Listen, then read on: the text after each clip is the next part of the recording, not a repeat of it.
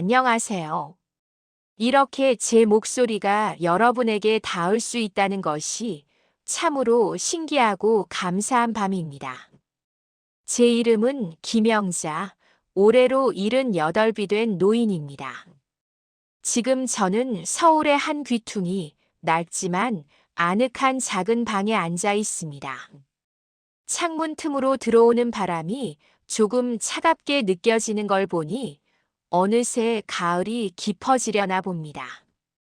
여러분에게는 제 모습이 어떻게 보일지 모르겠네요. 아마도 주름진 얼굴에 초점 없는 눈동자를 가진 초라한 할머니로 보이겠지요. 네, 맞습니다. 저는 앞을 보지 못합니다. 세상 사람들이 말하는 시각장애인, 그것이 지금 저를 설명하는 단어입니다.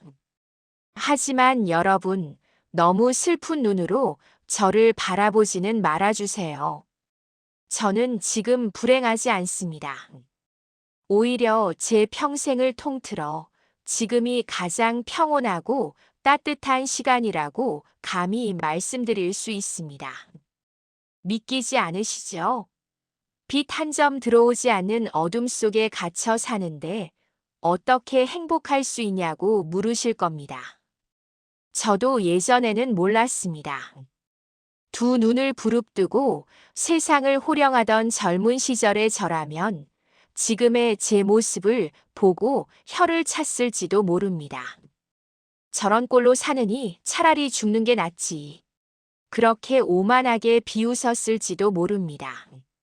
참 부끄러운 고백이지만 저는 한때 세상 무서운 줄 모르고 살았습니다. 남들보다 조금 더 배웠다고, 조금 더 가졌다고 목이 뻣뻣했던 여자였습니다. 명문대를 졸업하고 강단에 서서 학생들을 가르쳤고 번듯한 직장을 다니는 남편과 토끼 같은 두 남매를 키우며 제 인생은 언제나 탄탄대로일 거라고 믿었습니다. 성공은 나의 당연한 권리였고 실패나 좌절은 노력하지 않는 게으른 사람들의 몫이라고 생각했지요. 그때 제 눈은 참으로 밝았습니다. 작은 먼지 하나까지 놓치지 않고 볼 수 있었고 남들의 결점은 기가 막히게 찾아내곤 했습니다. 하지만 이제 와서 깨닫습니다. 그때 저는 두 눈을 뜨고 있었지만 정작 봐야 할 것은 하나도 보지 못하는 진짜 장님이었습니다. 가장 가까이에 있던 가족의 외로움도, 제 곁을 스쳐갔던 이웃들의 아픔도, 저 자신의 병든 마음도, 화려한 불빛에 눈이 멀어 정작 중요한 사람은 보지 못했던 겁니다. 오늘 제가 여러분께 들려드릴 이야기는 눈부시게 밝았던 제 인생이 한순간에 암흑으로 변해버린 그 기가 막힌 날들에 대한 기록입니다. 그리고 모든 것을 잃고 바닥으로 추락해서야 비로소 죽게 된 보석 같은 희망에 대한 이야기입니다. 이야기를 시작하려니 벌써 40년도 더 지난 그날의 공기가 코끝에 스치는 것만 같습니다. 1978년 대한민국이 한창 개발의 열기로 뜨거웠던 그 시절. 저는 31살의 젊은 교수였습니다. 당시에는 여성으로서 교수가 된다는 것이 흔치 않은 일이었기에 제 어깨에는 늘 힘이 들어가 있었습니다. 고급 양장점에서 맞춘 옷을 입고 또각또각 구두, 굽소리를 내며 복도를 걸어가면 사람들의 시선이 제게 꽂히는 것을 즐겼습니다. 남편은 무역회사 임원으로 승승장구하고 있었고 우리는 서울 강남의 널찍한 아파트에 살았습니다. 주말이면 기사가 딸린 차를 타고 교회로 나들이를 가고 백화점에서 가격표도 보지 않고 물건을 사던 시절이었죠. 제 인생의 시계는 영원히 멈추지 않고 찬란하게 돌아갈 것만 같았습니다. 그런데 참 이상하지요. 불행이라는 놈은 예고장을 보내는 법이 없더군요. 마치 도둑고양이처럼 소리 소문도 없이 살금살금 다가와서는 가장 행복한 순간에 뒤통수를 후려치곤 합니다. 그 일이 시작된 건 유난히 벚꽃이 흐드러지게 피었던 그의 봄날이었습니다. 강의 준비를 하려고 책상에 앉아 원서를 읽고 있는데 갑자기 글자들이 물에 번진 잉크처럼 흐릿하게 보이는 겁니다. 처음엔 그저 피곤해서 그러려니 했습니다. 밤늦게까지 논문을 쓰느라 눈이 좀 침침해진 거라고, 며칠 푹 쉬면 괜찮아질 거라고 대수롭지 않게 여겼습니다. 그런데 며칠이 지나도 안개 낀 듯 뿌연 시야는 거치질 않았습니다. 오히려 점점 더 짙은 먹구름이 끼는 것처럼 시야가 좁아지고 답답해지기 시작했습니다. 그때까지만 해도 저는 제 건강을, 제 젊음을 맹신하고 있었습니다. 내가 누군데 감히 내 몸에 무슨 일이 생기겠어 하는 근거 없는 자만심이 있었던 거죠. 동네 안과에 갔더니 의사 선생님이 고개를 갸웃거리며 큰 병원에 가보라고 하더군요. 그때 덜컥 가슴 한구석에서 불길한 소리가 들려왔습니다. 마치 얇은 얼음판 위를 걷는데 발밑에서 쩍하고 금이 가는 소리가 들리는 것 같았습니다. 대학병원 특진실 앞에 앉아 제 순서를 기다리던 그 지루하고 초조했던 시간이 아직도 생생합니다. 하얀 가운을 입은 의사 선생님은 차트를 한참이나 들여다보더니 안경을 고쳐 쓰며 저를 쳐다보았습니다. 그 눈빛이 어찌나 건조하고 냉정하던지. 저는 그 눈빛만 보고도 이미 절망을 예감했던 것 같습니다. 교수님, 마음의 준비를 하셔야겠습니다. 드라마에서나 듣던 그 대사가 제 귀에 꽂히는 순간 세상의 모든 소음이 일시에 꺼진 듯 멍해졌습니다. 원인 불명의 망막 질환. 현대의학으로는 고칠 방법이 없다고 했습니다. 시신경이 서서히 말라 죽어가고 있어서 길어야 1년, 짧으면 몇 개월 안에 완전히 빛을 잃게 될 거라고요. 믿을 수가 없었습니다. 아니, 믿고 싶지 않았습니다. 내가 뭘 잘못했다고. 나는 그저 열심히 산 죄밖에 없는데. 남들보다 더 치열하게 공부하고 더 성실하게 일해서 이제야 좀 살만해졌는데. 왜 하필 나야? 저 수많은 사람들 중에 왜 하필 내가 장님이 되어야 해? 억울함과 분노가 치밀어 올라 의사 선생님의 멱살이라도 잡고 싶었습니다. 당신이 돌팔이 아니야. 내가 누군지 알아. 내 눈 고쳐내. 돈은 얼마든지 줄 테니까 내 눈 고쳐내라고. 그 고상하고 우아한 척하던 김 교수가 병원 복도에서 미친 사람처럼 소리를 질렀습니다. 하지만 아무리 발버둥 쳐도 제 눈앞의 세상은 하루가 다르게 어두워져만 갔습니다. 처음에는 책 글씨가 안 보이더니 나중에는 사람들의 얼굴이 달걀 귀신처럼 뭉개져 보였고 결국에는 밥상 위에 숟가락조차 더듬거려야 찾을 수 있게 되었습니다.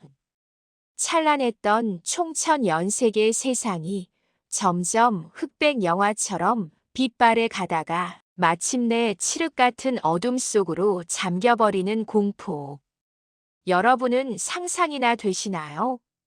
아침에 눈을 떴는데 내가 눈을 뜬 건지 감은 건지 구분이 안 될 때의 그 막막함을요. 창밖에서 새소리는 들리는데 그 새가 앉아있는 나무까지는커녕 창문의 위치조차 가늠할 수 없을 때의 그 고립감을요. 제 자랑이었던 교수직은 당연히 그만둬야 했습니다. 마지막 강의를 하던 날이 기억납니다. 강단에 서긴 했지만 학생들의 얼굴은 하나도 보이지 않았습니다. 그저 웅성거리는 소리와 희미한 실루엣만이 저를 감싸고 있었지요. 칠판에 글씨를 쓸 수도 출석부를 부를 수도 없는 교수. 저는 도망치듯 학교를 빠져나왔습니다. 제 분신과도 같았던 책과 논문들을 몽땅 불태워버리고 싶었습니다. 더 이상 읽을 수 없는 책이 무슨 소용입니까? 저를 지탱해주던 지식과 명예가 눈이 멀어버리니 아무짝에도 쓸모없는 휴지 조각처럼 느껴졌습니다. 하지만 진짜 지옥은 집안에 있었습니다. 제가 눈이 멀어가면서 집안의 공기도 싸늘하게 식어갔습니다. 남편은 처음엔 저를 위로하고 좋은 병원을 수소문하며 애를 썼습니다. 하지만 제 히스테리가 심해지고 병원비로 막대한 돈이 들어가면서 점점 지쳐갔습니다. 퇴근하고 돌아온 남편에게서 낯선 술 냄새와 향수 냄새가 나기 시작한 것도 그 무렵이었습니다. 여보, 나 물 좀 줘. 목이 말라 물을 달라고 하면 예전 같으면 득달같이 달려왔을 사람이 대답이 없었습니다. 더듬더듬 부엌으로 기어가 보면 남편은 식탁에 앉아 담배만 피우고 있었지요. 그의 침묵이, 그의 한숨 소리가 비수처럼 제 가슴을 찔렀습니다. 귀찮다. 지겹다. 저 여자 때문에 내 인생까지 망쳤다. 말하지 않아도 들리는 것 같았습니다. 아이들도 마찬가지였습니다.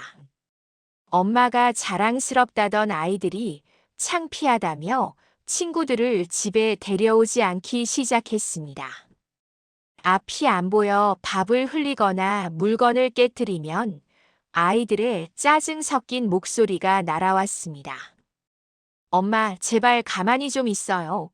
사고 좀 치지 말고. 그 말이 어찌나 서럽던지. 내 뱃속으로 낳아 기른 자식들이 나를 짐짝 취급한다는 사실이 눈이 먼 것보다 더 고통스러웠습니다. 차라리 귀까지 멀어버렸으면 좋겠다고 생각했습니다. 가족들의 냉랭한 말투, 문이 쾅 닫히는 소리, 수군거리는 소리. 그 모든 소리들이 보이지 않는 공포 속에서 몇 배나 더 크게 증폭되어 저를 짓눌렀습니다. 저는 점점 더 괴팍해졌습니다. 가족들이 나를 버릴지도 모른다는 공포심 때문에 오히려 그들을 더 들볶고 의심했습니다. 남편이 조금만 늦어도 바람 피우냐고 소리를 질렀고 아이들 가방을 뒤지며 감시했습니다. 스스로를 갉아먹고 주변 사람들까지 말라 죽이는 악순환이었지요. 그렇게 1년, 2년. 제 집은 더 이상 스위트홈이 아니라 서로가 서로를 미워하고 경멸하는 감옥이 되어버렸습니다. 그러던 어느 날 밤이었습니다. 그날따라 잠이 오지 않아 거실 소파에 웅크리고 앉아 있었는데 안방에서 남편의 통화 소리가 들렸습니다. 방문을 꽉 닫지 않았는지 틈새로 흘러나오는 목소리가 꽤 선명했습니다. 그래. 요양원 자리 났다고. 확실해? 시설은 깨끗하고. 그래, 알았어. 조만간 그리로 모실게. 더는 나도 못 버티겠어. 애들도 힘들어하고. 산 사람은 살아야지. 산 사람은 살아야지. 그 한마디가 제 머리를 쇠망치로 내리친 듯 띵하게 만들었습니다. 나는 이미 죽은 사람이었구나. 가족들에게 나는 살아있는 아내도 엄마도 아니고 그저 빨리 치워버려야 할 시체 같은 존재였구나. 눈에서 눈물이 주르륵 흘러내리는데 닦을 생각조차 들지 않았습니다. 배신감보다는 차라리 체념에 가까운 감정이었습니다. 그래, 내가 너희들 짐이지. 암적인 존재지. 내가 없어져 주는 게 너희를 위한 마지막 선물이겠구나. 그날 새벽, 저는 짐을 쌌습니다. 더듬더듬 옷가지 몇 개와 서랍 깊숙이 넣어두었던 수면제 통을 챙겼습니다. 가족들이 깰까봐 숨소리도 죽인 채 현관문을 열고 밖으로 나왔습니다. 새벽 공기가 어찌나 차갑던지 뼈 속까지 시려왔습니다. 지팡이 하나에 의지해 아파트 복도를 걸어가는 제 모습이 마치 벼랑 끝으로 걸어가는 짐승 같았습니다. 엘리베이터 버튼을 누르는 손이 덜덜 떨렸지만 다시 돌아가고 싶은 마음은 없었습니다. 그 집에서 요양원으로 끌려가느니 차라리 길바닥에서 죽는 게 낫다는 오기가 생겼으니까요. 그렇게 저는 제 발로 집을 나왔습니다. 화려했던 교수 김영자의 인생을 끝내고 이름 없는 맹인 노숙자의 삶으로 들어가는 첫걸음이었습니다. 앞이 보이지 않는 세상 밖은 그야말로 정글이었습니다. 어디가 어딘지 동서남북 분간조차 할 수 없는 거리에서 저는 수없이 넘어지고 부딪혔습니다. 지나가는 차들의 경적 소리가 저를 위협했고 사람들의 욕설이 제 귀를 때렸습니다. 눈깔 병신이 어딜 돌아다녀? 누군가가 툭 치고 지나가는 바람에 바닥에 나뒹굴었을 때 저는 깨달았습니다. 아, 이제 나를 지켜줄 울타리는 아무것도 없구나. 나는 이제 벌거벗은 채로 세상이라는 맹수 앞에 던져졌구나. 하지만 여러분, 참 아이러니하지요. 모든 것을 잃고 가장 비참해졌다고 생각한 그 순간, 역설적이게도 제 진짜 인생이 시작되려 하고 있었습니다. 집을 나와 정처 없이 걷고 또 걷다가 사람들의 발소리에 이끌려 도착한 곳이 바로 서울역이었습니다. 온갖 냄새와 소음이 뒤섞인 그곳, 세상에서 밀려난 사람들이 모여드는 그 냄새나는 바닥이 제게는 뜻밖의 구원이 될 줄은 꿈에도 몰랐습니다. 지금부터 제가 들려드릴 이야기는 바로 그 서울역에서의 나날들입니다. 가족에게 버림받고 죽으러 갔던 그곳에서 어떻게 제가 다시 살 용기를 얻게 되었는지, 그리고 앞이 보이지 않는 저에게 따뜻한 밥 한 숟가락을 떠먹여주던 그 고마운 사람들에 대한 이야기입니다. 부디 제 이야기를 끝까지 들어주세요. 어쩌면 여러분의 삶에도 아직 발견하지 못한 빛이 숨어 있을지 모르니까요. 자, 그럼 제 지팡이를 따라 그 시절 서울역의 풍경 속으로 함께 들어가 보시겠습니까? 그렇게 집을 나와 무작정 택시를 잡아탔습니다. 어디로 가야 할지 몰라 기사님께 그저 사람 많은 곳으로 가주세요. 라고 말했지요. 택시 기사님은 룸미러로 저를 힐끔거리는 기색이 느껴졌지만 다행히 아무것도 묻지 않고 저를 내려주었습니다. 그곳이 바로 서울역이었습니다. 차 문을 열고 발을 내디딘 순간 코를 찌르는 매캐한 냄새가 훅 끼쳐왔습니다. 오래된 먼지 냄새, 지린내, 그리고 알 수 없는 퀴퀴한 악취들. 교수실의 은은한 커피 향과 아파트의 쾌적한 공기에 익숙했던 제게 서울역의 공기는 그 자체로 공포였습니다. 하지만 냄새보다 더 무서운 건 소리였습니다. 수백, 수천 명의 발자국 소리, 여기저기서 고함치는 소리, 기차의 날카로운 기적 소리가 한데 뒤섞여 제 고막을 때렸습니다. 눈이 보이지 않으니 그 소리들이 마치 저를 공격하러 달려드는 맹수들의 울음소리처럼 들렸습니다. 지팡이 끝에 의지의 한 걸음 떼는 것조차 쉽지 않았습니다. 바닥은 울퉁불퉁했고 사람들은 바쁘게 지나가며 제 어깨를 치고 갔습니다. 그때마다 저는 휘청거리며 중심을 잃었고 누군가는 혀를 차며 욕을 내뱉었습니다. 아, 눈을 폼으로 달고 다니나? 좀 보고 다닙시다.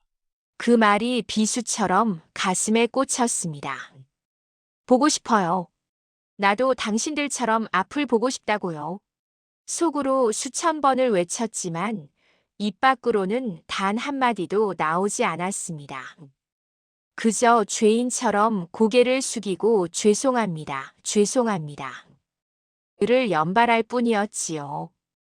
밤이 깊어지자 날은 급격히 추워졌습니다. 집에서 입고 나온 얇은 코트 한 장으로는 초봄의 냉기를 막을 수가 없었습니다. 어디라도 좋으니 몸을 누일 곳이 필요했습니다. 더듬더듬 벽을 짚어가며 바람을 피할 구석을 찾았습니다. 차가운 시멘트 벽의 냉기가 손바닥을 타고 전해져 왔습니다. 겨우 엉덩이를 붙일 만한 공간을 찾아 쭈그리고 앉았지만 쉴 새 없이 들려오는 술 취한 사람들의 고성 방가에 심장이 콩닥거려 견딜 수가 없었습니다. 배가 고팠습니다. 집을 나올 때 챙겨 나온 것이라고는 물 한 병과 수면제 통뿐이었습니다. 죽으러 나온 주제에 배가 고프다니 제 자신이 너무나 처량하고 혐오스러웠습니다. 하지만 본능이라는 건 참 무섭더군요. 뱃속에서는 꼬르륵 소리가 요동을 쳤고 어디선가 풍겨오는 가락국수 냄새에 저도 모르게 침이 고였습니다. 교수 시절 고급 레스토랑 스테이크도 입맛이 없다며 남기던 제가 길바닥에 앉아 보이지도 않는 국수 그릇을 상상하며 침을 흘리고 있다니 기가 막혀 헛웃음이 나왔습니다. 그때였습니다. 제 옆으로 누군가 털썩 하고 주저앉는 인기척이 느껴졌습니다. 지독한 땀 냄새와 구두약 냄새가 섞인 냄새가 훅 풍겼습니다. 저는 본능적으로 몸을 움츠리며 지팡이를 꽉 쥐었습니다. 해코지라도 당할까봐 온몸에 털이 곤두섰습니다. 그런데 거친 숨소리를 몰아쉬던 그 사람이 대뜸 말을 걸어왔습니다. 할머니 그 자리가 좀 좁은데 옆으로 좀에만 갑시다. 걸걸한 목소리였지만 의외로 악의는 느껴지지 않는 앳된 목소리였습니다. 저는 아무 대꾸도 하지 않고 옆으로 슬쩍 엉덩이를 옮겼습니다. 그러자 그 아이는 아이고 되다 하며 앓는 소리를 내더니 부스럭거리는 소리를 냈습니다. 잠시 후 제 코끝으로 고소한 냄새가 훅 들어왔습니다. 단팥빵 냄새였습니다. 침이 꼴깍 넘어가는 소리가 어찌나 컸던지 제 귀에도 선명하게 들릴 정도였습니다. 얼굴이 화끈거려 고개를 푹 숙이고 있는데 그 아이가 불쑥 말을 건넸습니다. 저기요. 저는 못 들은 척했습니다. 저기 할머니요. 배 안 고픕니까? 저는 여전히 입을 꾹 다물고 있었습니다. 자존심이었습니다. 내가 비록 길바닥에 나앉았지만 거지 취급은 받고 싶지 않았습니다. 죽으면 죽었지 남에게 동냥질은 하지 않겠다는 마지막 오기 같은 것이었지요. 하지만 그 아이는 끈질겼습니다. 그 배에서 천둥 소리가 나는데 뭘 뺍니까? 이거 하나 드소. 오늘 장사가 좀 잘 돼가 내 기분이다. 투박한 손이 제 손등을 툭 건드렸습니다. 따뜻하고 말랑말랑한 빵의 감촉이 느껴졌습니다. 순간 저도 모르게 울컥 눈물이 솟구쳤습니다.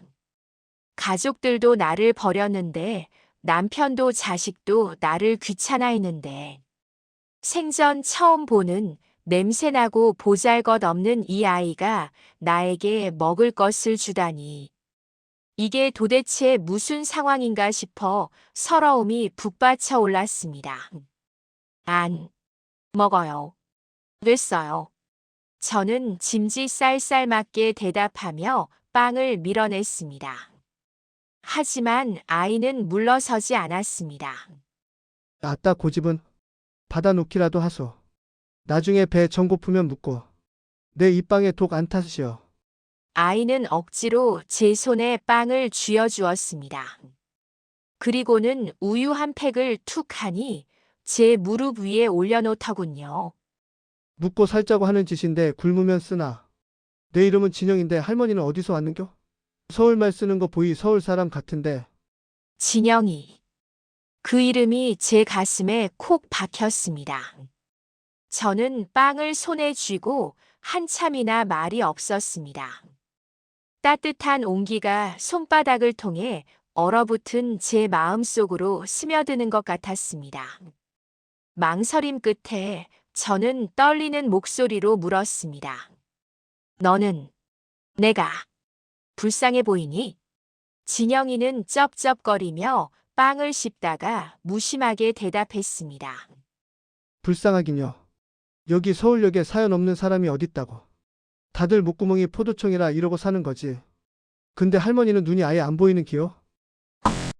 그래. 갑갑하겠네. 그래도 뭐 안 보는 게 쏙 편한 꼴도 많아요. 여기는 눈 뜨고 보면 더러워서 못 볼 꼴 천지라. 그 아이의 말투는 묘하게 어른스러웠습니다. 마치 세상에 산전수전 다 겪은 노인네처럼 담담하고 시니컬했지요. 알고 보니 진영이는 17살 구두 닦기 소년이었습니다. 부모님 얼굴도 모르고 고아원에서 자라다가 도망쳐 나와 서울역에서 먹고 자고 한다고 했습니다. 저보다 한참 어린, 아니, 제 아들보다도 어린 이 아이가 겪었을 세월의 무게가 짐작조차 되지 않았습니다. 할머니 오늘 잘 데 없으면 내 따라올랍니까? 여기 참 바닥에서 자다가는 입 돌아가요. 저는 깜짝 놀라 고개를 저었습니다. 아니야. 난 그냥 여기 있을래. 겁이 났습니다. 아무리 빵을 줬다지만 모르는 사람을, 그것도 남자아이를 따라간다는 건 상상할 수 없는 일이었습니다. 진영이는 혀를 끌끌 차더니 자리에서 일어났습니다. 하여간 서울 사람들은 의심이 많아가 문제라. 정 싫으면 할 수 없고. 근데 저 짝에 가면 재건대 아저씨들이 박스 깔아놓은 데 있거든요. 거기는 바람은 좀 막아줄 끼라. 정 갈 데 없으면 그리 가보소. 진영이는 그 말을 남기고 멀어져 갔습니다. 구두통이 달그락거리는 소리가 점점 작아질 때까지 저는 멍하니 그쪽을 향해 귀를 기울이고 있었습니다. 손에 쥐어진 빵은 어느새 식어가고 있었지만 제 가슴 속에는 알 수 없는 파문이 일고 있었습니다. 그날 밤 저는 결국 진영이가 말해준 곳을 찾아가지 못했습니다. 두려움 때문에 꼼짝도 할 수 없었기 때문입니다. 차가운 역사 기둥 뒤에 웅크리고 앉아 저는 식은 빵을 조금씩 뜯어 먹었습니다. 눈물 젖은 빵이라는 말이 있다지요. 그날 제가 먹은 단팥빵은 짭짤한 눈물 맛과 달콤한 팥 맛이 뒤섞인 생전 처음 느껴보는 맛이었습니다. 그 빵을 목구멍으로 넘기며 저는 죽으려 했던 마음을 잠시 접어두었습니다. 그래, 딱 하루만 더 살아보자. 이 빵 먹은 값은 하고 죽어야지. 그렇게 비참하고도 길었던 서울역에서의 첫날 밤이 지나갔습니다. 다음 날 아침 눈을 뜨자마자 사실 뜬 건지 감은 건지 알 수 없었지만 제일 먼저 들려온 건 또다시 그 아이 진영이의 목소리였습니다. 할머니, 아직 살아있네? 내가 뭐라 했어요. 입 돌아간다 않겠나? 얼굴이 허옇게 떴네. 진영이는 마치 오래전부터 알고 지낸 손자처럼 살갑게 굴었습니다. 그 옆에는 또 다른 기척들이 느껴졌습니다. 폐지를 줍는다는 할아버지, 껌을 파는 아주머니. 서울역이라는 거대한 둥지 속에서 하루하루를 버티며 살아가는 사람들이었습니다. 그들은 저를 새로운 장님 할매라고 부르며 경계심 없이 받아주었습니다. 어이 신참. 눈 안 보이면 화장실 가기 힘들 텐데. 내가 데려다 줄까? 껌파리 아주머니가 제 팔을 잡아 끌었습니다. 저는 엉겹결에 그녀의 팔에 이끌려 화장실을 다녀왔습니다. 그녀의 손은 거칠고 투박했지만 잡아주는 힘은 억세고 단단했습니다. 교수 시절 우아하게 악수하던 사람들의 매끄러운 손과는 달랐습니다.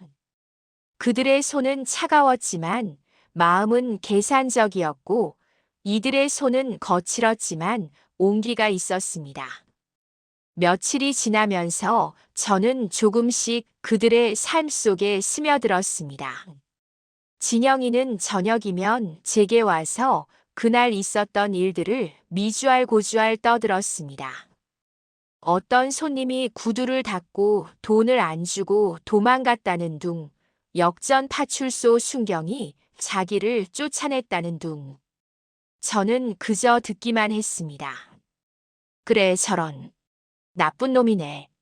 가끔 맞장구를 쳐주면 진영이는 신이 나서 더 떠들곤 했습니다.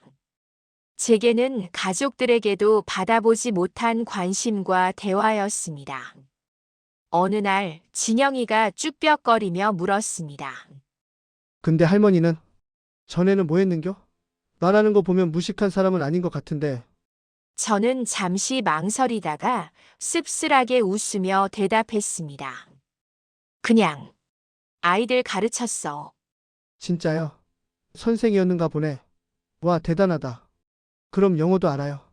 꼬부랑 글씨? 조금 알지. 진영이의 목소리가 한 옥타브 높아졌습니다. 와, 지긴다. 그럼 나도 좀 가르쳐 주소. 나중에 돈 많이 벌면 미국 가서 살기라. 헬로 하와유 이런 거. 그 순진무구한 말에 저도 모르게 피식 웃음이 나왔습니다. 그리고 생각했습니다. 내가 가진 지식이 그깟 영어가 뭐라고 이 아이가 이렇게 좋아할까? 강단에서 폼 잡고 떠들던 지식은 제게 오만을 심어주었지만 이 아이에게 가르쳐줄 지식은 희망이 될 수도 있겠다는 생각이 들었습니다. 그래, 가르쳐줄게. 대신 수업료는 밥으로 줘. 오케이. 딜. 와, 나도 이제 영어 쓴다. 그날부터 기묘한 수업이 시작되었습니다. 서울역 한 구석, 신문지를 깔고 앉은 노숙자 할머니와 구두약이 묻은 손을 한 소년의 영어 수업. 지나가는 사람들이 힐끔거렸지만 저는 더 이상 창피하지 않았습니다. 제 입을 보고 따라하는 진영이의 목소리를 들으며 저는 잃어버렸던 제 목소리를 다시 찾은 기분이었습니다. 눈은 멀었지만 마음의 눈이 조금씩 뜨이고 있다는 것을 그때는 미처 알지 못했습니다. 그렇게 시작된 길바닥 수업은 제 인생에서 가장 기묘하고도 가슴 벅찬 시간이었습니다. 처음에는 진영이 하나로 시작했던 영어 수업이 아름아름 소문이 퍼지면서 어느새 서너 명으로 늘어났습니다. 낮에는 폐지를 줍고 껌을 팔던 사람들이 해가 지고 역전에 가로등이 켜지면 제 주위로 옹기종기 모여들었습니다. 칠판도 없고 번듯한 책상도 없었지만 신문지를 깔고 앉은 그 차가운 시멘트 바닥이 우리에게는 세상에서 가장 뜨거운 강의실이었습니다. 할머니 I love you는 알겠는데 미안합니다는 영어로 뭐라 합니까? 하루는 껌을 파는 순천댁이 수줍게 물었습니다.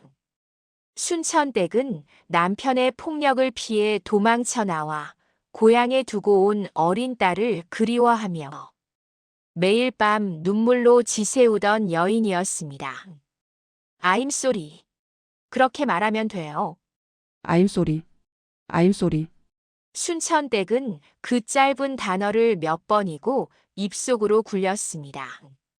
그녀의 거친 손이 제 무릎을 잡고 가늘게 떨리고 있었습니다. 아마도 그녀가 그토록 하고 싶었던 말은 영어가 아니라 가슴 속에 맺힌 1000번, 10,000번의 사과였겠지요. 그날 밤 저는 알게 되었습니다. 대학 강단에서 제가 가르쳤던 것은 그저 출세를 위한 도구로서의 언어였지만 이곳에서 나누는 언어는 서로의 상처를 어루만지고 마음을 잇는 밧줄이라는 것을요. 앞이 보이지 않는 저는 그들의 목소리와 숨소리, 그리고 냄새로 그들을 보았습니다. 술에 찌들어 사는 김씨 아저씨가 수업 시간에 코를 골며 잘 때면 그에게서 나는 쉰내 속에 감춰진 고단한 삶의 무게가 느껴졌습니다. 그를 몰라 부모님의 부고장조차 읽지 못해 통곡하던 막내의 손을 잡고 글자를 가르쳐 줄 때면 그 아이의 손바닥에 베인 굳은 살이 제 심장을 콕콕 찔렀습니다. 교수님 아니 왕언니. 내 이름도 영어로 쓸 수 있어? 그들은 저를 왕언니 혹은 선생님이라고 부르기 시작했습니다. 가족에게도 짐짝 취급을 받던 제가 이곳에서는 없어서는 안 될 귀한 사람이 되어가고 있었던 겁니다. 제 지식은 더 이상 저를 뽐내기 위한 장식품이 아니었습니다. 누군가의 눈물을 닦아주고 누군가의 꿈을 응원하는 가장 따뜻한 밥이자 약이었습니다. 하지만 춥고 비위생적인 거리 생활은 곱게만 자랐던 제 몸이 견뎌내기에는 너무나 가혹했습니다. 장마가 시작되던 어느 여름날이었습니다. 며칠째 쏟아지는 장대비에 서울역 지하도는 눅눅한 습기로 가득 찼고 저 역시 으슬으슬 한기가 들기 시작했습니다. 처음에는 그저 몸살기겠거니 하고 버텼지만 밤이 깊어질수록 열은 펄펄 끓어올랐고 온몸의 뼈마디가 끊어질 듯 쑤셔왔습니다. 저도 모르게 끙끙 앓는 소리가 새어나왔습니다. 비몽사몽간에 덜컥 겁이 났습니다. 아, 이렇게 가는구나. 차가운 길바닥에서 아무도 모르게 개죽음을 당하는구나. 눈앞이 캄캄해지면서 지난날의 기억이 주마등처럼 스쳐 지나갔습니다. 아플 때면 약을 사다 주고 죽을 끓여주던 어머니의 손길, 그리고 제가 눈이 멀기 시작했을 때 귀찮다는 듯 방문을 닫고 나가버리던 남편의 뒷모습. 그 싸늘했던 목소리가 환청처럼 귓가에 맴돌았습니다. 가족도 나를 버렸는데 이 생판 남들이 병든 늙은이를 거들떠나 보겠어. 오히려 전염병이라도 옮을까봐 내다 버리지나 않으면 다행이지. 저는 서러움과 공포에 몸을 떨며 웅크리고 있었습니다.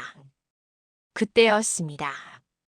축축하고 뜨거운 제 이마 위로 무언가 시원한 것이 닿았습니다. 아따 할매여. 몸이 와 이리 불덩이 갔노. 정신 좀 차려보소. 진영이의 다급한 목소리였습니다. 곧이어 순천댁의 목소리도 들렸습니다. 어머 세상에. 이 양반 숨 넘어가겠다. 김씨, 얼른 가서 해열제 좀 사와요. 저기 약국 문 아직 안 닫았을겨. 돈이 어딨어. 오늘 공쳤단 말이야. 내 쌈짓돈 줄 테니 얼른 갔다 와. 사람이 죽어가는데 돈이 문제여. 시끌벅적한 소리가 제 머리 위를 오고 갔습니다. 누군가는 제 젖은 양말을 벗기고 마른 수건으로 발을 닦아주었고 누군가는 제 머리맡에서 연신 물수건을 갈아주었습니다. 진영이는 제 등을 받치고 억지로 약을 먹여주었습니다. 할매 이거 비싼 약이다. 이거 먹고 털고 일어나야 내 영어 공부 마저 하지. 죽으면 안 된대. 알았지? 그 아이의 목소리가 물기에 젖어 있었습니다. 목구멍으로 넘어가는 쓴 알약과 함께 뜨거운 무언가가 제 가슴 속에서 울컥 치밀어 올랐습니다. 가족도 귀찮아했던 나를, 쓸모없어 버려졌던 나를, 피 한 방울 섞이지 않은 이 남루한 사람들이 살리겠다고 발을 동동 구르고 있었습니다. 그들이 건네는 물 한 모금, 손길 하나하나에 담긴 진심이 보이지 않는 제 눈에도 너무나 선명하게 보였습니다. 그것은 사랑이었습니다. 제가 그토록 찾아 헤맸지만 화려한 아파트에서도 명예로운 교수실에서도 찾지 못했던 진짜 사랑이 바로 이 냄새나는 서울역 바닥에 흐르고 있었습니다. 며칠을 앓고 난 뒤 저는 기적처럼 자리를 털고 일어났습니다. 눈을 떴을 때 여전히 세상은 어둠이었지만 제 곁을 지키고 있던 진영이가 환호성을 질렀습니다. 와, 할매 살았다. 순천 아지매, 할매 일났어요. 그들의 환호 소리를 들으며 저는 결심했습니다. 하느님 감사합니다. 저를 살려주신 이유가 분명히 있겠지요. 내 남은 생명, 이 사람들을 위해 쓰겠습니다. 내 지식, 내 목소리, 내 모든 것을 이들에게 바치겠습니다. 그날 이후로 저는 완전히 다른 사람이 되었습니다. 죽지 못해 하루하루를 연명하던 노인이 아니라 누군가에게 필요한 존재가 되기로 마음먹은 것입니다. 건강을 회복한 어느 날, 진영이가 꼬깃꼬깃한 종이 한 장을 제 손에 쥐어주었습니다. 종이의 감촉이 눅눅했지만 진영이의 손은 그 어느 때보다 뜨거웠습니다. 할매요. 내 소원이 하나 있는데 들어줄랍니까? 뭔데? 말해봐. 이게 검정고시 학원 전단지라 카던데 내도 공부란 걸 한번 해보고 싶어요. 구두 닦기 말고 나도 남들처럼 번듯하게 양복 입고 회사 댕기고 싶어요. 근데 내가 까막눈이라 학원 가도 못 알아먹을 끼고 할매가 나 좀 도와주면 안 됩니까? 진영이의 목소리가 가늘게 떨리고 있었습니다. 그것은 단순한 부탁이 아니라 어둠 속에서 빛을 갈구하는 간절한 절규였습니다. 저는 진영이의 거친 손을 두 손으로 꼭 잡았습니다. 제 손끝으로 아이의 굳은 살이 그 고단했던 삶의 지도가 읽혔습니다. 그래, 진영아. 내가 도와줄게. 내 눈은 안 보이지만 내 머릿속에는 아직 지식이 남아있어. 내가 내 눈이 되어주고 내가 내 눈이 되어주면 되잖아. 우리 한번 해보자. 진짜요? 진짜 할 수 있을까요? 그럼. 너는 머리가 좋으니까 금방 할 수 있어. 내가 장담해. 그날부터 우리의 서울역 야학은 더욱 본격적으로 변했습니다. 진영이는 헌책방에서 중학교 교과서를 구해왔습니다. 진영이가 책의 내용을 더듬더듬 읽으면 제가 그 내용을 듣고 외워서 다시 설명해주는 시기였습니다. 삼국시대에는 고구려, 백제, 신라가 있었는데 제 설명에 진영이는 아, 그렇구나 하며 무릎을 쳤고 옆에서 듣던 다른 사람들도 옛날 이야기 듣듯 귀를 기울였습니다. 물론 쉽지는 않았습니다. 보이지 않는 눈으로 아이를 가르친다는 것은 저에게도 피를 말리는 인내심을 요구했습니다. 하지만 진영이가 수학 공식을 이해하고 기뻐할 때, 영어 단어를 외우고 뿌듯해할 때, 저는 제 아들이 서울대에 합격했을 때보다 더 큰 희열을 느꼈습니다. 그것은 성취감이 아니라 한 영혼이 성장하는 것을 지켜보는 경이로움이었습니다. 그러던 중 우리에게 또 다른 시련이자 기회가 찾아왔습니다. 제가 글을 모르는 노숙자들을 대신해 관공서 서류를 읽어주고 억울한 사연을 편지로 써주기 시작했다는 소문이 퍼지자 인근 파출소의 소장님이 저를 찾아온 것입니다. 할머니가 여기서 글 가르치는 분이요? 묵직한 군화 발소리와 함께 들려온 굵직한 목소리에 주위 사람들은 모두 숨을 죽였습니다. 혹시나 쫓겨날까봐 긴장감이 감돌았습니다. 저는 떨리는 마음을 진정시키며 고개를 들었습니다. 네, 그렇습니다만. 무슨 일이시죠? 소장님은 한참 동안 저를 내려다보는 듯 하더니 뜻밖의 말을 꺼냈습니다. 허허, 거참. 서울역에 별난 분이 계시다더니 사실이었구먼. 다름이 아니라 우리 파출소 옆에 안 쓰는 창고가 하나 있는데 거기서 가르쳐 보는 건 어떻겠소? 길바닥에서 이러고 있으면 미관상도 안 좋고 겨울에는 얼어 죽기 딱 십상이니. 그것은 기적이었습니다. 비와 바람을 피할 수 있는 지붕이 생긴다는 것. 우리만의 작은 학교가 생긴다는 것. 그 말을 듣는 순간 진영이는 만세. 그를 불렀고 순천댁은 훌쩍훌쩍 울기 시작했습니다. 저는 보이지 않는 허공을 향해 고개를 숙이고 또 숙였습니다. 감사합니다. 정말 감사합니다. 그렇게 서울역 한 구석의 허름한 창고, 먼지가 뽀얗게 쌓여있던 그곳이 새희망. 야학이라는 간판을 달게 되었습니다. 제 나이 45, 교수직을 잃고 맹인이 되어 모든 것이 끝났다고 생각했던 그해 겨울. 저는 그곳에서 다시 선생님이 되었습니다. 화려한 강단은 없었지만 초롱초롱한 눈망울을 가진 나의 제자들, 나의 새로운 가족들이 그곳에 있었습니다. 우리들의 작은 학교 새희망 야학이 문을 연 뒤로 계절이 2번이나 바뀌었습니다. 겨울에 매서운 바람이 물러가고 역전 광장 보도블록 틈새로 질긴 민들레가 고개를 내미는 봄이 왔습니다. 그 시간 동안 창고 교실에서는 날마다 작은 기적들이 일어났습니다.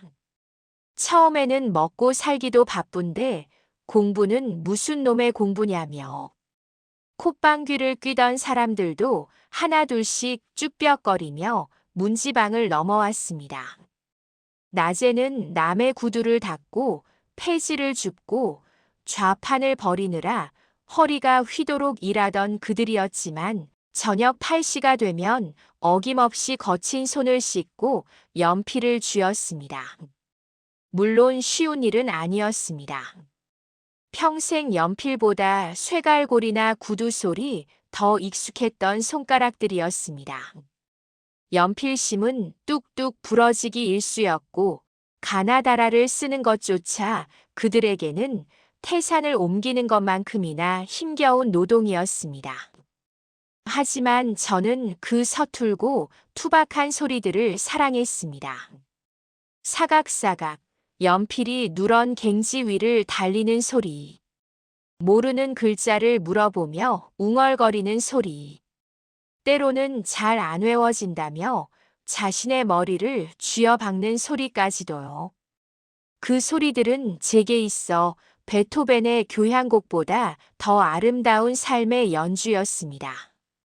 기억에 남는 일이 참 많습니다.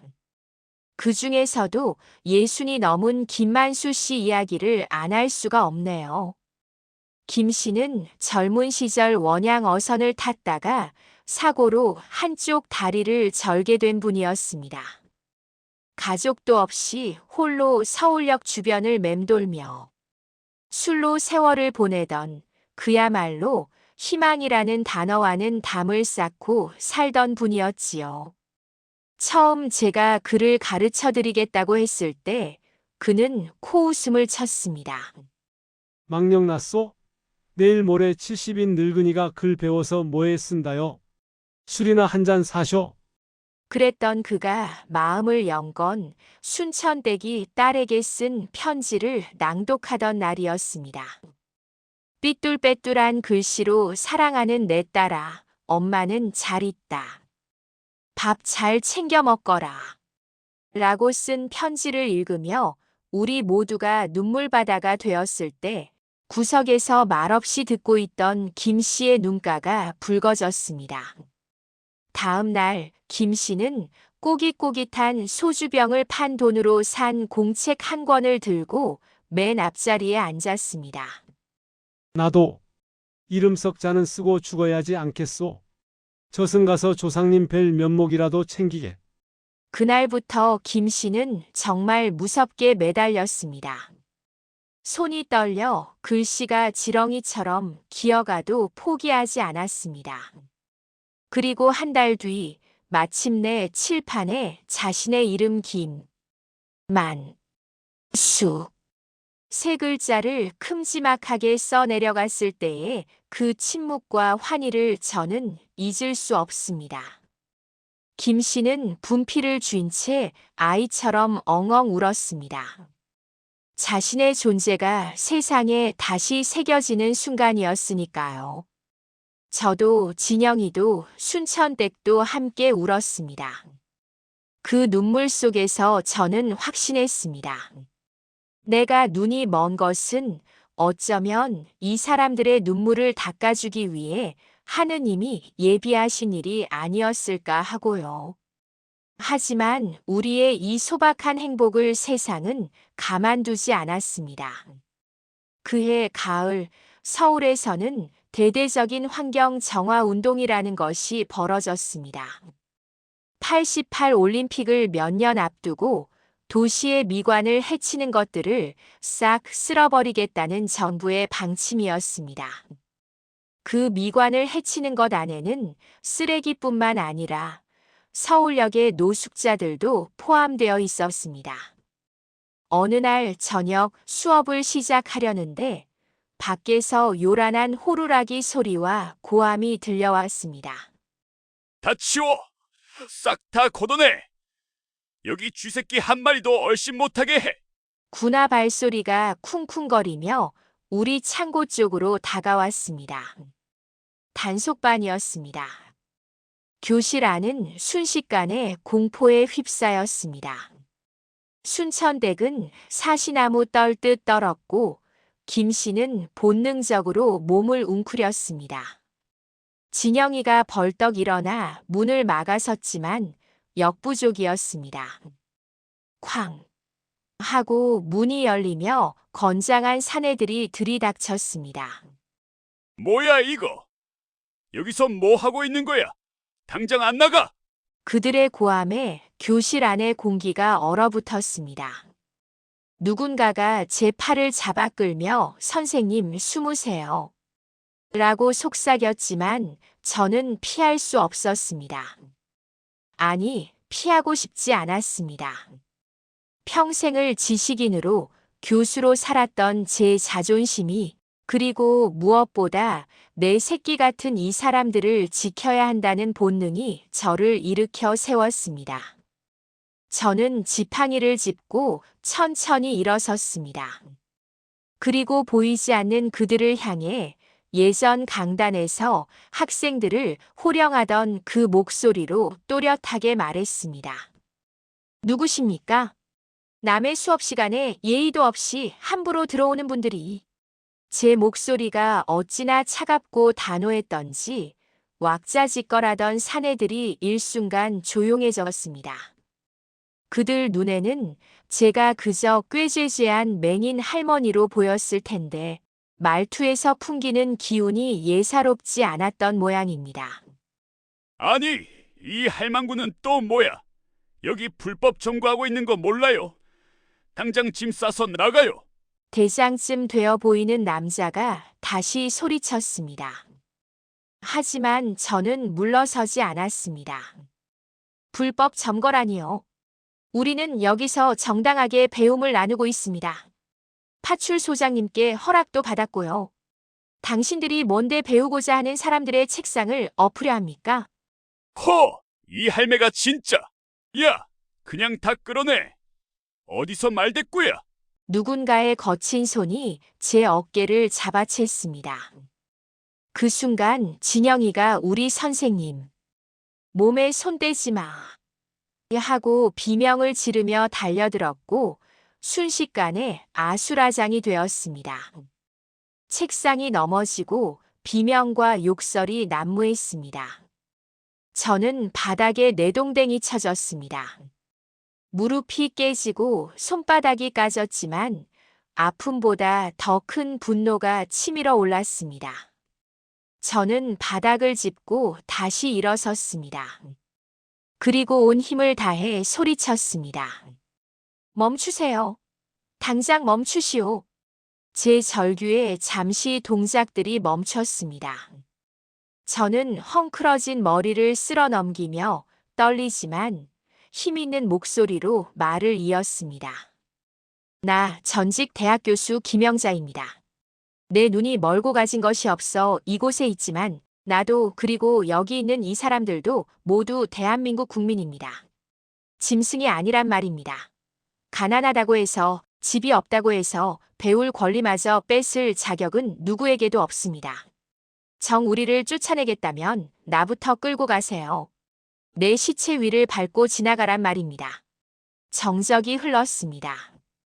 대학 교수라는 말에 단속 반원들이 웅성거리기 시작했습니다. 제 말투와 기품은 거짓으로 꾸며낼 수 있는 것이 아니었기에 그들도 당황한 기색이 역력했습니다. 그때 밖에서 사이렌 소리가 들리고 파출소장님이 뛰어들어왔습니다. 아니, 이게 무슨 짓들이야? 당장 그만두지 못해.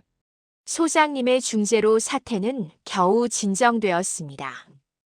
단속 반원들은 씩씩거리며 물러갔지만 엉망이 된 교실에는 깊은 상처가 남았습니다. 찢어진 공책, 부러진 연필, 그리고 무엇보다 짓밟힌 자존심. 사람들은 멍하니 앉아 있거나 흐느껴 울었습니다. 저는 그 어수선한 어둠 속에서 무릎이 깨진 줄도 모르고 바닥에 흩어진 연필들을 하나하나 더듬어 주었습니다. 자, 다들 일어나세요. 책상 세우고 청소합시다. 내일도 수업해야지요. 제 말에 사람들이 하나둘씩 일어났습니다. 진영이가 다가와 제 흙 묻은 옷을 털어주며 울먹였습니다. 할매요. 괜찮아요? 많이 다쳤잖아요. 괜찮아. 이깟 상처는 금방 나아. 하지만 마음이 다치면 안 돼. 진영아, 저들이 우리를 짓밟으려 할수록 우리는 더 보란듯이 일어나야 해. 알았지? 그날 밤 우리는 부서진 책상을 고치고 다시 불을 밝혔습니다. 비록 몸은 상처투성이가 되었지만 우리의 눈빛은 그 어느 때보다 강렬하게 타올랐습니다. 그 사건은 우리를 더욱 단단하게 묶어주는 계기가 되었습니다. 가족이라는 말로는 부족한 동지애 같은 것이 생겨난 것이지요. 세상이 우리를 버렸다면 우리끼리라도 서로를 지키자는 뜨거운 맹세가 그 좁은 창고 안에 가득 찼습니다. 그리고 그해 겨울, 진영이는 제게 약속했던 대로 검정고시 시험을 치르게 되었습니다. 시험장이 있는 학교까지 가는 길, 저는 진영이의 손을 꼭 잡고 따라갔습니다. 앞이 보이지 않아 교문 밖에서 기다려야 했지만 제 마음은 진영이와 함께 시험지 위를 달리고 있었습니다. 차가운 칼바람이 부는 교문 앞 벤치에 앉아 묵주를 돌리며 기도하고 또 기도했습니다. 제 아들이 대학 입시를 볼 때도 이렇게 간절하지는 않았던 것 같습니다. 하느님, 제 눈을 가져가신 대신 부디 저 아이에게는 밝은 미래를 열어주세요. 저 아이가 이 지긋지긋한 가난의 고리를 끊고 당당하게 세상 밖으로 나아갈 수 있게 도와주세요. 몇 시간이 지났을까요? 종소리가 울리고 왁자지껄하며 수험생들이 쏟아져 나오는 소리가 들렸습니다. 그 수많은 발자국 소리 속에서 저는 단번에 진영이의 발소리를 찾아냈습니다. 다다다다 달려오는 그 경쾌하고 힘찬 발소리를요. 할매, 할매. 진영이가 제 품으로 뛰어들었습니다. 얼어붙은 제 몸이 뒤로 휘청거릴 정도로 꽉 끌어안았습니다. 아이의 심장이 쿵쿵 뛰는 소리가 제 가슴에 그대로 전해져 왔습니다. 잘 봤어. 모르는 건 없었고. 네, 할매가 가르쳐 준 거 다 나왔어요. 진짜라니까요. 나 합격인 것 같아요. 우리는 사람들 시선도 아랑곳하지 않고 덩실덩실 춤을 추었습니다. 지나가던 사람들이 미친 사람들 보듯 쳐다봤겠지만 상관없었습니다. 그 순간만큼은 우리가 세상의 주인공이었으니까요. 진영이의 뜨거운 눈물이 제 볼에 닿았을 때 저는 비로소 깨달았습니다. 내가 잃어버린 것은 육신의 눈뿐이었고 그 대신 나는 더 큰 세상을 보는 법을 배웠다는 것을요. 내 자식들에게서 느끼지 못했던 벅찬 감동을 이 피 한 방울 섞이지 않은 아이에게서 느끼고 있다는 사실이 저를 전율케 했습니다. 하지만 기쁨도 잠시, 운명은 저에게 또 다른 시련을 준비하고 있었습니다. 합격의 기쁨을 나누며 따뜻한 겨울을 보낼 줄 알았던 우리에게 생각지도 못한 손님이 찾아왔습니다. 어느 날 파출소장님이 평소와는 다른 무거운 목소리로 저를 불렀습니다. 선생님, 저기 누가 좀 찾아왔습니다. 누구요? 저를 찾아올 사람이 없는데요. 그게 가족분이시랍니다. 아드님이 오셨어요. 아들이라는 단어에 제 심장이 철렁 내려앉았습니다. 수년 동안 연락 한 번 없던 내가 집을 나올 때 잡지도 않았던 그 아들이 왜 이제 와서? 순간 반가움보다는 두려움과 원망이 먼저 치밀어 올랐습니다. 지팡이를 쥔 손에 힘이 들어갔습니다. 보고 싶지 않았습니다. 아니, 보여주고 싶지 않았습니다. 이렇게 초라하게 냄새나는 노숙자들의 데모 노릇을 하고 있는 제 모습을 번듯한 대기업에 다닌다는 아들에게 보이고 싶지 않은 마지막 자존심이었습니다. 하지만 운명은 저를 피해가게 놔두지 않았습니다. 저벅저벅 익숙하지만 낯선 구두 소리가 다가왔습니다. 그리고 들려온 목소리. 어머니, 그 한마디에 제 억장은 무너져 내렸습니다. 잊고 살았다고 생각했는데, 다 지웠다고 생각했는데. 그 목소리를 듣는 순간 40년 전에 그 젊고 화려했던 김영자와 지금의 늙고 병든 김영자가 충돌하며 현기증을 일으켰습니다.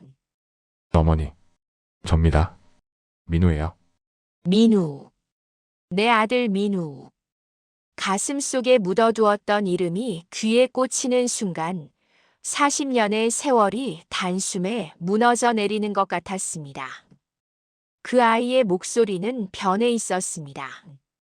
변성기를 갓 지난 까까머리 중학생의 앳된 목소리가 아니라 기름기가 흐르고 무게감이 실린 중년 남자의 목소리였습니다. 하지만 어미의 귀는 속일 수 없더군요. 그 목소리 밑바닥에 깔린 미묘한 떨림, 그리고 차가운 냉기까지도 그대로 느껴졌습니다. 민우야, 내가 여길 어떻게? 저는 더듬거리며 허공을 향해 손을 뻗었습니다.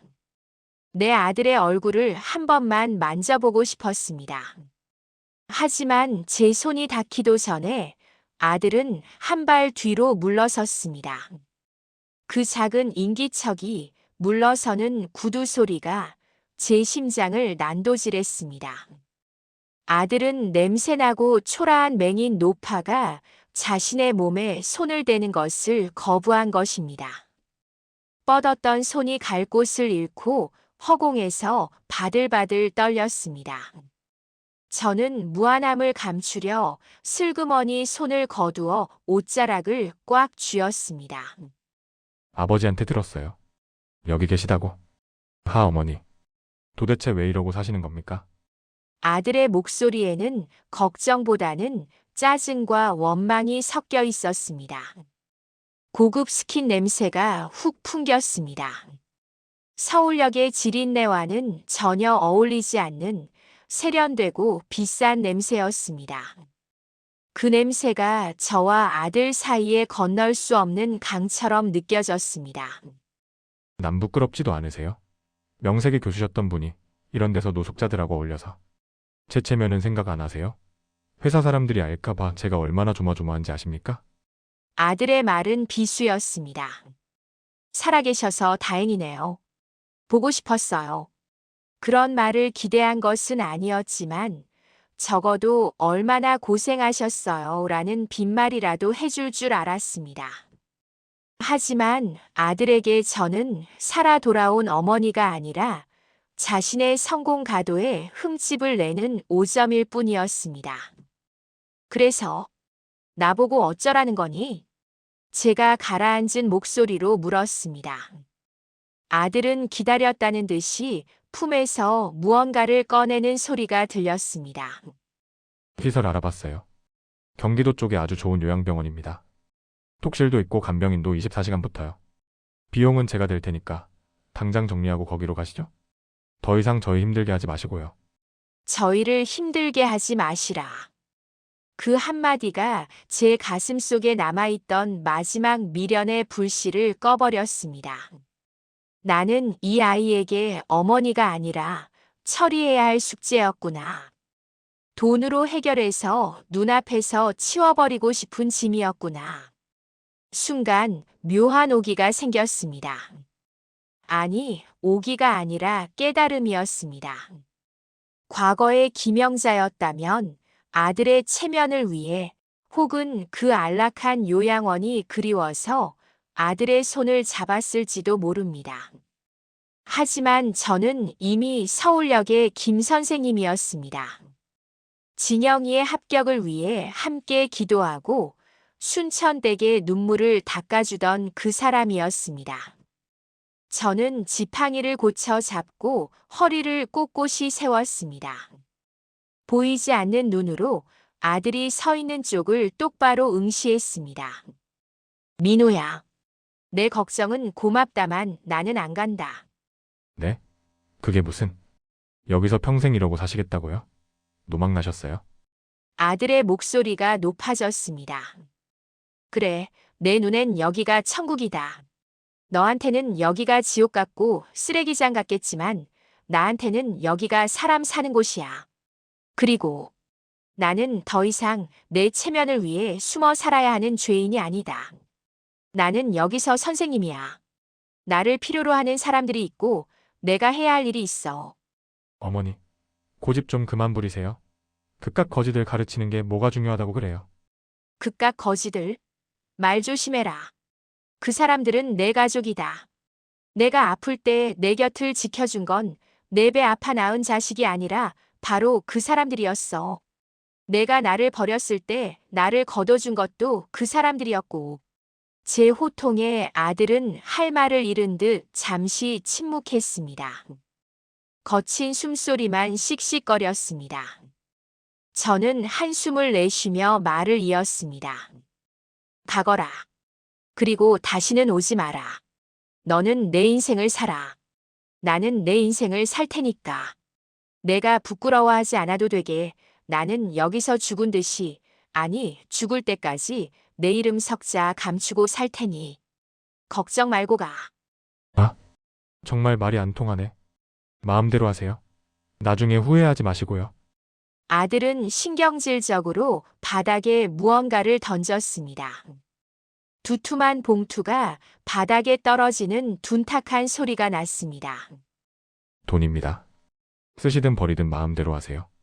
저는 할 도리 다 했습니다. 그 말을 끝으로 또각또각 구두 소리는 멀어져 갔습니다. 점점 작아지는 그 소리를 들으며 저는 입술을 꽉 깨물었습니다. 울지 않으려 했습니다. 울면 지는 것 같아서, 아들이 던져준 그 돈 봉투 앞에 비참해지는 것 같아서 눈을 부릅떴습니다. 하지만 제 의지와는 상관없이 눈에서 뜨거운 것이 주르륵 흘러내렸습니다. 자식을 끊어내는 어미의 심장이 찢어지는 것 같았습니다. 그때였습니다. 어디선가 숨죽이고 있었던 인기척들이 하나둘씩 제 곁으로 다가왔습니다. 진영이, 순천댁, 김씨 아저씨. 아들이 무서워 숨어있던 그들이 아들이 사라지자마자 제 주위를 감쌌습니다. 할매요. 진영이의 울먹이는 목소리가 들렸습니다. 제 무릎 위에 떨어진 돈 봉투를 누군가가 집어들었습니다. 김씨 아저씨가 걸걸한 목소리로 말했습니다. 선생님, 이 돈 확 불태워 버릴까요? 아주 싸가지가 바가지네, 저놈의 자식. 아니요, 김씨. 돈이 뭔 죄가 있어. 이걸로 우리 선생님 고기나 실컷 사드려야지. 순천댁이 짐짓 밝은 척 소리를 쳤지만 그녀의 목소리도 떨리고 있었습니다. 그때 진영이가 와락 제 허리를 끌어안았습니다. 아이의 체온이 차갑게 식어버린 제 몸을 덮여주었습니다. 할매 울지 마이소. 그 아저씨가 아들이라 합니까? 개코나 지그가 뭐 해준 게 있다고. 할매 우리가 있잖아요. 내가 할매 아들 할게. 내가 나중에 돈 많이 벌어서 할매 호강시켜줄 끼라. 그러니까 그딴 아들 잊어버리소. 맞아요, 선생님. 우리가 자식이지. 피만 섞였다고 가족인가? 같이 밥 먹고 살 부대끼면 그게 식구지. 사람들이 저마다 한마디씩 하며 제 어깨를 주무르고 손을 잡아주었습니다. 그 투박한 위로들이 제 가슴에 난 구멍을 메워주었습니다. 저는 진영이의 머리를 쓰다듬으며 눈물을 닦았습니다. 그래, 맞다. 피를 나눈 자식은 돈 봉투 하나 던져주고 떠났지만 피 한 방울 안 섞인 이 사람들은 내 눈물을 닦아주고 있구나. 신은 내게서 눈을 가져가시고 가족을 흩으셨지만 대신 더 크고 따뜻한 가족을 선물해 주셨구나. 그래. 고맙다. 다들 정말 고마워. 내가 잠시 정신이 나갔었나 보다. 내 새끼들이 여기 다 있는데 누굴 기다렸던 건지. 저는 바닥에 떨어진 돈 봉투를 주워들었습니다. 두툼했습니다. 아들의 마지막 도리이자 위자료인 그 돈. 저는 그 돈을 꽉 쥐었습니다.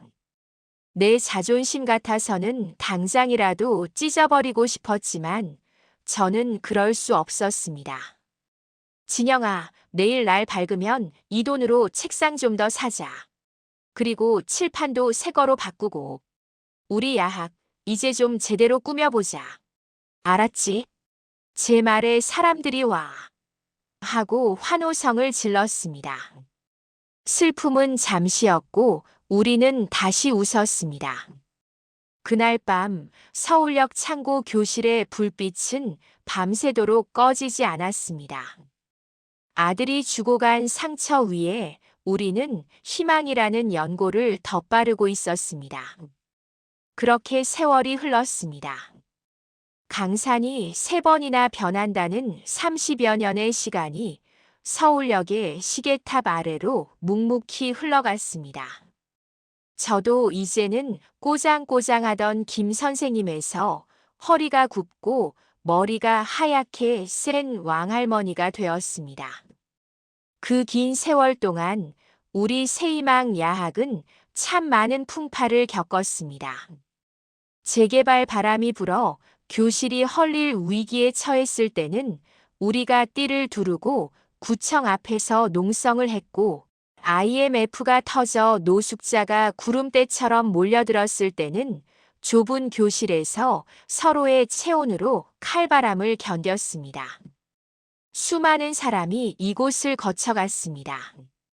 글을 배워 고향으로 돌아간 김씨 아저씨, 검정고시를 보고 간호조무사가 된 순천댁.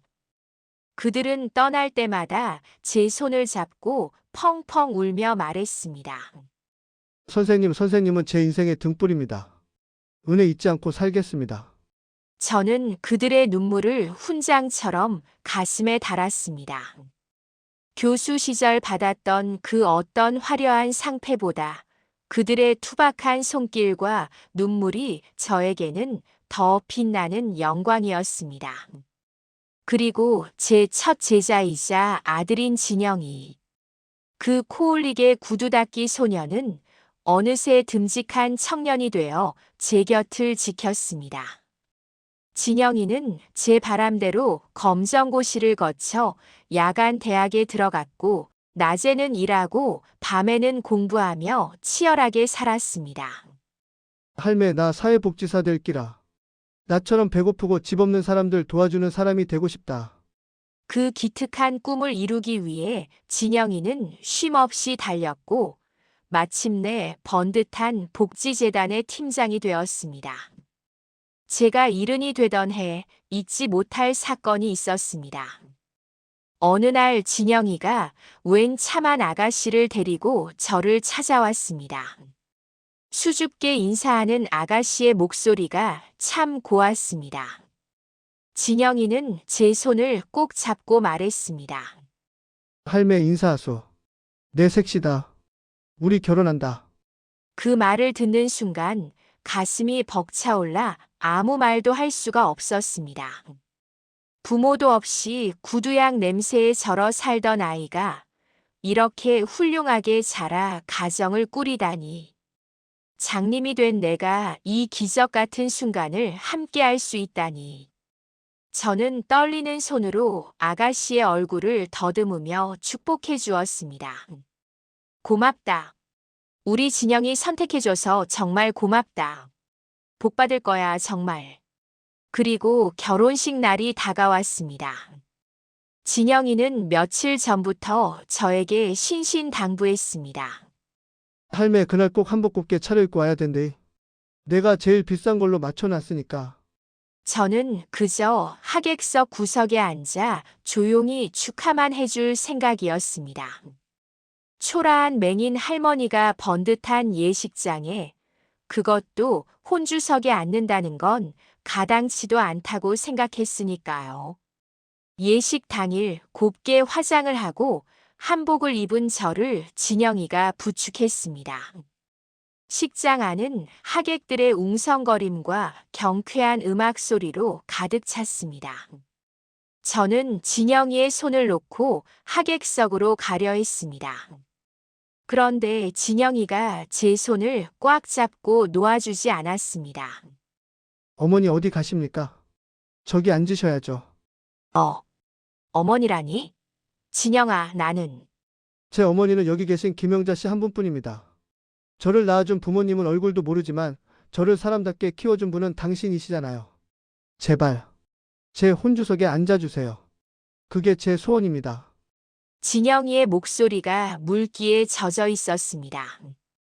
주변이 조용해졌습니다. 저는 멍하니 서 있었습니다. 40년 전 친아들 민우가 저를 부끄러워하며 요양원으로 보내려 했던 기억이 스쳐 지나갔습니다. 그런데 피 한 방울 섞이지 않은 이 아이는 수많은 사람들 앞에서 저를 어머니라 부르며 자신의 가장 영광스러운 자리에 앉히려 하고 있었습니다. 가슴 깊은 곳에서 뜨거운 것이 울컥 치밀어 올랐습니다. 그것은 슬픔도 기쁨도 아닌 제 인생 전체를 보상받는 듯한 벅찬 감동이었습니다. 그래, 알았다. 내 아들 장가가는 날인데 애미가 앉아야지. 암 안고 말고. 저는 진영이의 손을 잡고 당당하게 걸어 나갔습니다. 지팡이가 대리석 바닥을 짚는 소리가 또각 울려 퍼졌습니다. 그 소리는 더 이상 초라한 노인의 지팡이 소리가 아니었습니다.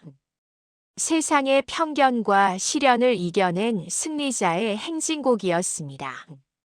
화촉을 밝히는 촛불 앞에 섰을 때 저는 비록 앞은 보이지 않았지만 그 촛불보다 더 밝은 빛을 보았습니다.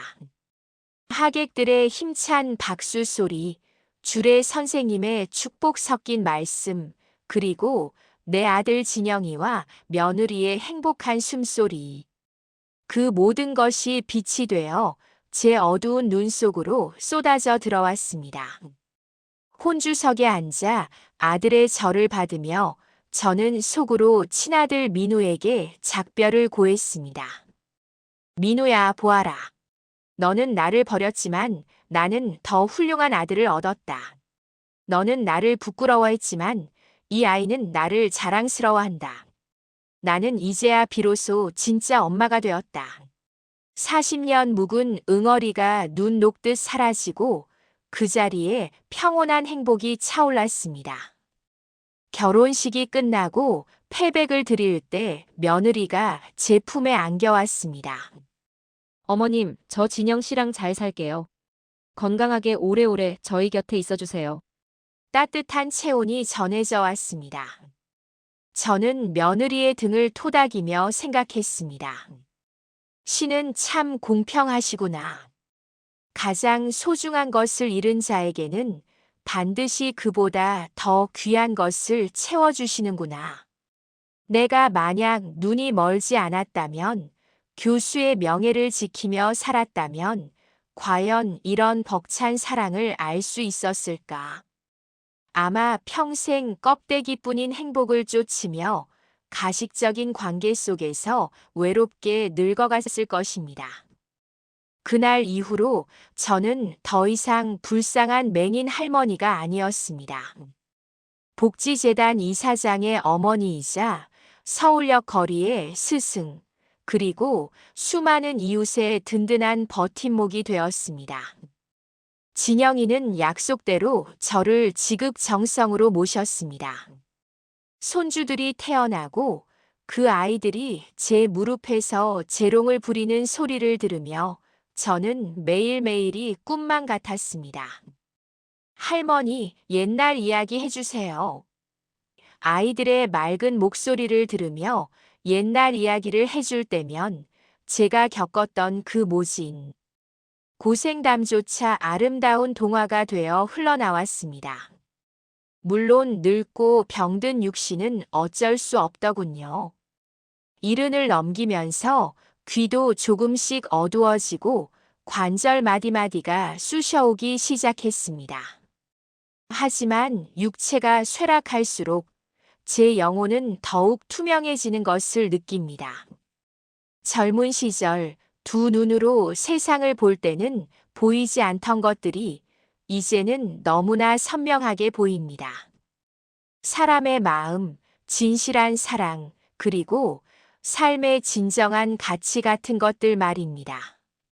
어둠은 저에게서 빛을 빼앗아간 것이 아니라 세상의 소음과 헛된 욕망을 차단해주고 오직 본질만을 볼 수 있는 제3의 눈을 뜨게 해주었던 것입니다. 어느 가을날 저는 진영이의 부축을 받아 오랜만에 서울역 광장에 나갔습니다. 차가운 바람이 불어왔지만 그 바람 속에 섞인 냄새는 예전의 그 역겨운 악취가 아니었습니다. 치열하게 살아가는 사람들의 땀 냄새, 그리고 희망을 품고 어딘가로 떠나는 사람들의 설렘의 냄새였습니다. 저는 지팡이로 바닥을 툭툭 치며 말했습니다. 진영아, 여기가 내 인생의 학교였다. 내가 하버드 대학은 못 가봤지만 여기 서울역 대학에서 인생학 박사 학위는 딴 것 같구나. 진영이가 껄껄 웃으며 제 어깨를 감싸 안았습니다. 그럼요. 어머니는 세계 최고의 교수님이시죠. 제가 보증합니다. 그날 우리는 광장 한복판에 서서 오래도록 바람을 맞았습니다. 보이지 않는 눈으로 바라본 서울의 하늘은 그 어느 때보다 높고 푸르게 느껴졌습니다. 이제 제 긴 이야기의 끝을 맺을 시간이 다가온 것 같네요. 2025년의 어느 늦가을 밤, 저는 다시 저의 작고 낡은 방으로 돌아와 있습니다. 제 나이 78. 누군가는 인생의 황혼기라 하고 누군가는 죽음을 준비해야 할 나이라고 합니다. 하지만 저는 지금 이 순간이 제 인생의 가장 아름다운 클라이맥스라고 생각합니다. 가끔 사람들이 제게 묻습니다. 할머니, 만약 다시 젊은 시절로 돌아가서 눈을 뜨고 살 수 있다면 그렇게 하시겠어요? 그러면 저는 빙그레 웃으며 고개를 젓습니다. 아니요. 저는 지금 이대로가 좋습니다. 거짓말 같나요? 아닙니다. 진심입니다. 물론 앞을 볼 수 있다면 좋겠지요. 사랑하는 아들 진영이의 얼굴도 보고 싶고 며느리의 고운 미소도 손주들이 뛰어노는 모습도 보고 싶습니다. 하지만 그 대가로 제가 서울역에서 만난 그 소중한 인연들과 깨달음을 모두 잊어야 한다면 저는 차라리 어둠 속에 남겠습니다. 제가 잃어버린 시력은 저에게 사람을 볼 수 있는 마음의 눈을 선물했습니다. 가족에게 버림받은 아픔은 피보다 진한 사랑의 의미를 가르쳐 주었습니다. 가장 낮은 곳으로의 추락은 겸손과 감사의 가치를 알게 해주었습니다. 그래서 저는 제게 닥친 불행을 원망하지 않습니다. 오히려 그 불행이 저를 살렸고 저를 진짜 사람으로 만들어 주었기에 감사합니다. 여러분, 혹시 지금 칠흑 같은 어둠 속에 갇혀 있다고 느끼시나요? 사업의 실패에서 사랑하는 사람을 잃어서 혹은 건강이 나빠져서 더 이상 희망이 없다고 내 인생은 끝났다고 절망하고 계신가요? 부디 포기하지 마십시오. 저 같은 늙은 맹인도 이렇게 웃으며 살고 있지 않습니까? 어둠은 영원하지 않습니다. 그리고 때로는 그 어둠이 여러분 안에 숨겨진 진짜 빛을 발견하게 해주는 축복의 시간이 될 수도 있습니다. 눈을 감고 가만히 귀를 기울여 보세요. 세상의 소음 뒤에 숨어 있는 여러분을 사랑하는 사람들의 숨소리가 들리지 않으시나요? 화려한 겉모습에 가려 보이지 않던 소중한 진심들이 느껴지지 않으시나요? 진정한 행복은 눈에 보이는 것이 아니라 마음으로 느끼는 것에 있습니다. 제가 40년의 어둠 속에서 건져 올린 이 작은 진리가 부디 여러분의 마음에 작은 위로가 되기를 간절히 바랍니다. 제 이야기는 여기까지입니다. 보잘것없는 노인의 넋두리를 끝까지 들어주셔서 감사합니다. 부디 여러분의 삶에는 따뜻한 빛이 가득하기를, 그리고 가끔은 어둠 속에서도 빛나는 별을 볼 수 있는 지혜가 함께하기를 기도하겠습니다. 구독과 좋아요를 눌러주시면 제게 많이 힘이 될 것 같네요. 오랜 시간 들어주셔서 감사합니다. 안녕히 계세요.